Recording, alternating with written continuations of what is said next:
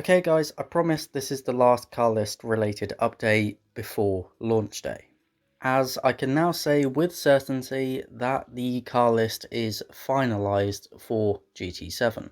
So everything is being carried over from GT Sport minus these four cars: the Fittipaldi EF7 Vision Gran Turismo, the LH Edition Mercedes VGT, and Lewis Hamilton's two versions of the W8 Formula 1 car. Both the standard one, that is, with the race livery, and the one with the colour variation option. But now moving on to GT7, to complete the total of 424 cars, there are two vehicles left to make up for those absentees. And the first of which is the winner of the 2016 Gran Turismo Award at the SEMA show, a 1951 Ford Coupe by a company called Wicked Fabrications, who are a Washington-based company that made this Ford Coupe with absolutely no expense spared.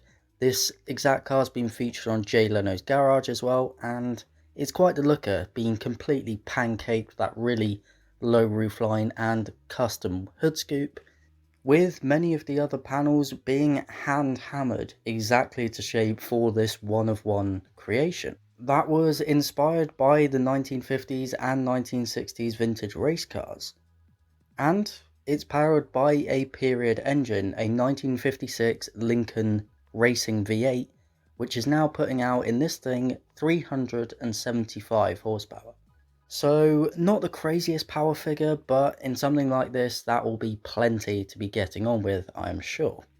Unfortunately, the Gran Turismo Award at the SEMA show was discontinued in 2018, but there are still more cars from this award scheme that are yet to come to the game, including Phil Roebel's Civic from the year after this Ford won the award, and a few others that have been missed out over the years. So there's still a bit more to look forward to in the game for us. But now moving on to our second car, and it's from Genesis.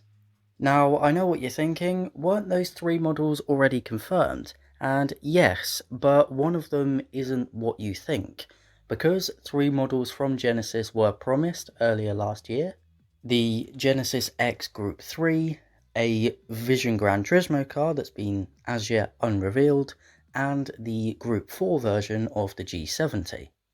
But as you might have guessed from that description, the VGT still isn't present, and we don't really know anything about it still at this stage. But taking its place and still being the third car represented by the Genesis brand for now in GT7 is the G70 road car in 3.3 litre all-wheel drive, guys. Which is an interesting choice, but it is good to get some road car representation for the brand in there right away with the two race cars.